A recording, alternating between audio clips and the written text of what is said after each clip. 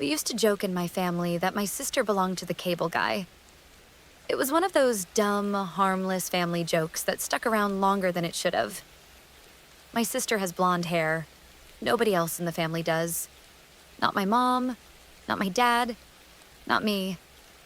So someone, usually at holidays, usually after a drink or two, would make the comment. Must be the cable guys. Everyone would laugh. My sister would roll her eyes. My dad would shake his head like he'd heard it 1,000 times, which he had. It was light. It was stupid. It was safe. The joke came from something I said when I was really young. I must have been 4, maybe 5. I barely remember the moment itself, just the story of it.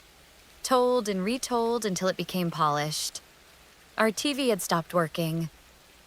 I suggested my dad should call the cable guy to fix it. My dad explained patiently that the cable guy didn't need to come to the house every time. Sometimes they could fix things remotely. And apparently I said very casually, "Well, he comes over when you're at work." That was it. That was the whole thing. Everyone decided it was just a kid being a kid. A toddler misunderstanding time, work schedules, adult conversations.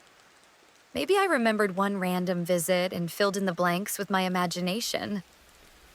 That's what kids do. That explanation made sense, and because it made sense, nobody questioned it. So the joke lived on. For years, my sister belongs to the cable guy because she's blonde, because he came over when dad wasn't home, because kids say weird stuff. End of story. Except it wasn't the end of the story. About 15 years later, my parents' marriage collapsed. Not slowly, not with warning signs that we all ignored. It came apart all at once, like something rotten finally giving way. We found out my mom had been cheating on my dad. Not once, not briefly, not during a rough patch. She'd been cheating on him for most of their marriage, maybe all of it. The timeline was messy. The details were worse. Every conversation uncovered something new, and none of it made things clearer, just heavier. I remember sitting with that information and feeling like someone had gone back and quietly edited my childhood. Like scenes I thought I understood now had alternate versions playing underneath them. And that's when the joke came back. Not as a joke, as a question. Does my sister belong to the cable guy? Suddenly, it wasn't a ridiculous thing to ask. Suddenly, it was a non-zero possibility. And that phrase, non-zero possibility, lodged itself in my brain, cold and precise. Why would a 4-year-old say something like that? Why would I specify that someone came over when my dad wasn't home? Had I really just remembered one innocent visit? Or had there been multiple visits? Had my mom had friends over? Had that been the explanation given to me? Something simple enough for a kid to accept and repeat without understanding? Memory is a strange thing, especially childhood memory. You don't remember events so much as impressions, feelings, fragments, a tone in the room, a sentence that didn't mean anything until years later. I don't remember seeing anything inappropriate. I don't remember knowing anything was wrong. But I remember saying that sentence. And now I couldn't stop hearing it in my own voice. The past didn't change, but its weight did. Eventually, my dad and I talked about it. Not in some dramatic, emotional confrontation. Just a quiet conversation between two people who were already exhausted from too much truth. I asked him if he'd ever thought about it.